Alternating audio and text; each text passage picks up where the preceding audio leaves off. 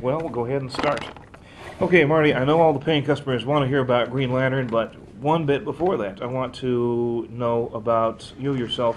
What got you into, being being interested in becoming a comic book artist, and what got you into, say, like your first job, which I think was for Ace Comics, right? Doing strips for You may them. know more about this than I do, but may. Jerry Bale certainly knows more. As a matter of fact, he sent me a printout years ago. I didn't know that I had worked for this Ace and did a few others. I'll tell you how and why this happened. I came from Chicago to New York to do advertising, I thought. Okay. I thought I'd get into advertising agency, and I had samples and all that. But things were kind of rough, and this was about 1938. Right. And I was actually just a little bit too young for the business. These days, if you're about 20, you're okay. If you're about 30 or 35, you're getting to be a little too old. In those days, that was about the right age.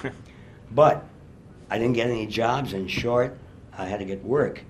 And I saw on the newsstands that they had the triangular wire stands in what they had as at that time mom and pop candy stores, Right. and they had their pulps and magazines and so on this rack.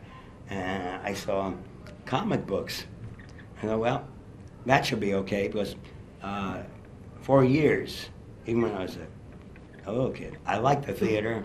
Part of my family was in the theater, and when I got out of high school, even in Chicago, I worked with theater people there. And so I enjoyed being on the stage, behind the stage, doing scene things and so on. And in New York, I thought if I could be on the stage, if not being in the theater, tell a story, which seemed to me the most important part in being in comics and in studying them. I felt even at that time, in 1938, I saw Superman. 1939, there was Batman. These were the first originations of real comics. But prior to that, I did a few freelance things, and they turned out to be pretty good. And I used them as samples. And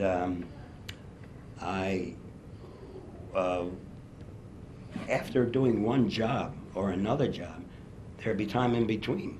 I'd want to get more work, but there just wasn't any. So it was like doing a job, earning a few bucks, and then going off looking for another job. So it'd be a week or two or maybe more when I wouldn't be earning. So, and that's all that it was, just looking for a job. Yeah, you really needed a series to get something together. I guess I must have told you that before. No, I'm just guessing. It's more than a good guess. Okay. Because actually, that was the best thing you could do, is get continuity work. So, seeing Superman and Batman, I went up to see a chap named Sheldon Mayer. Right. And he was the editor of Joe Lane Comics, and they had a few other company names. That was prior to National, Right. which was prior to DC. Right. That all came later. But seeing Mayer, he thought if I could come up with a good idea in a superhero, they had some slack time with their printers. Oh. So he thought, well, he could do something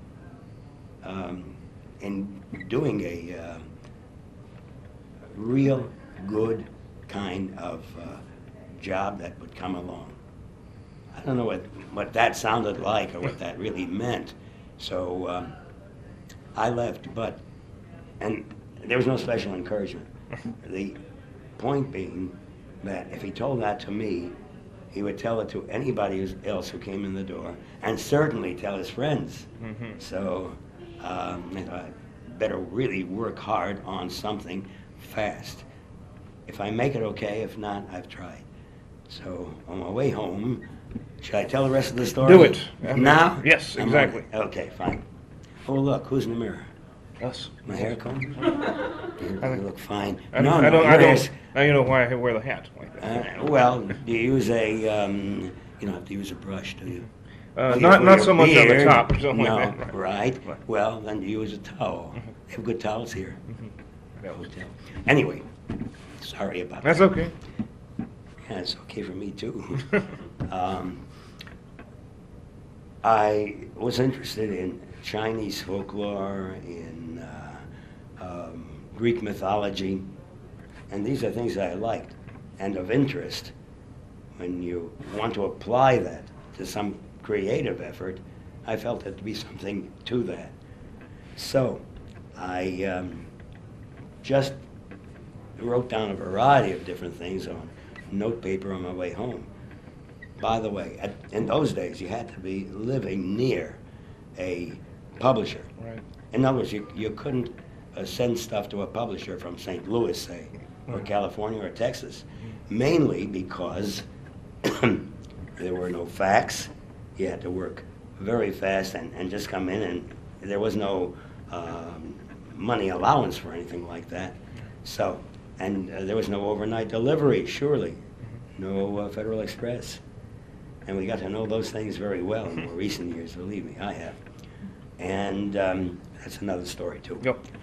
However, I did make a variety of notes, go down to the subway.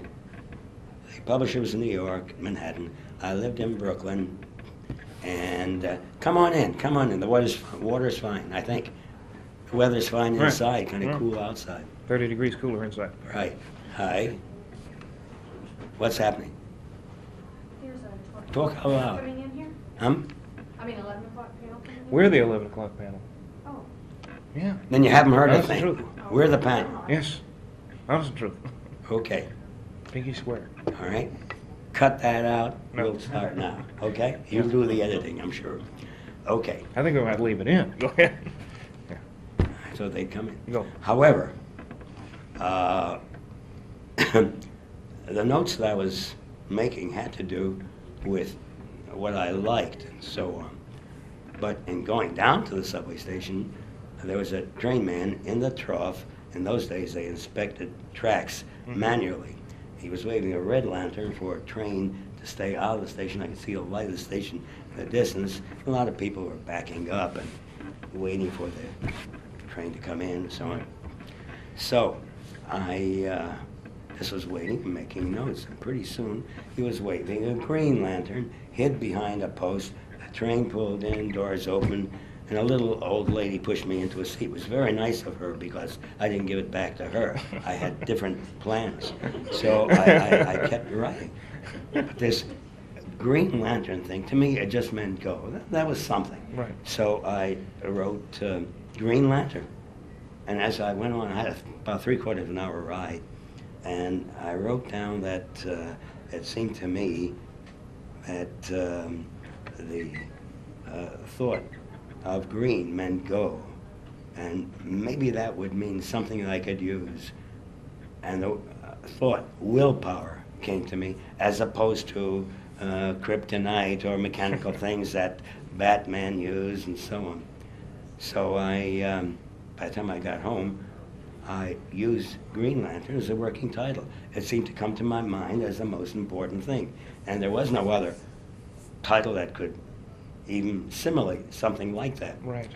So I made a good number of notes, and I thought of the Green Lantern and a costumed figure, that a lantern itself would be what he would carry around and maybe define honesty or whatever. But that became Diogenes. a little... Like Diogenes. Yeah. That's what I thought. Right. Because I had read a little bit of the ancient history and so on. I liked it. He was the guy that went around with a lantern looking for an honest man. I don't think he ever found him. So. I guess not. Right. And neither did I, so even when I shined it at me.